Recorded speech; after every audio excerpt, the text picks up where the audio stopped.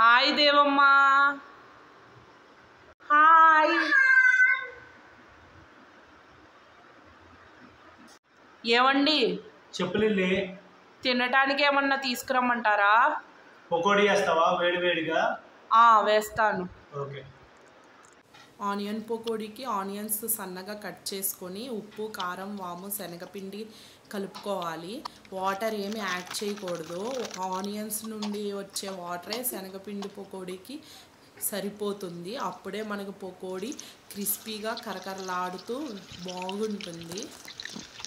కలిపిన పిండిని వేడివేడి నూనెలో వేసేసుకోవాలి. పకోడీ ఎర్రగా వేగేంత వరకు ఉంచుకొని తీసేసుకోవాలి. అంతేనండి, చాలా సింపుల్గా ఆనియన్ పకోడీ తయారైపోయింది. ఏమండి, ఇదిగోండి మీరు అడిగిన వేడివేడి పకోడీ. బాగుంది లిల్లీ, సూపర్. ఈ వీడియో మీకు నచ్చినట్లయితే లైక్ చేయండి, సబ్స్క్రైబ్ చేయండి. Thank you for watching.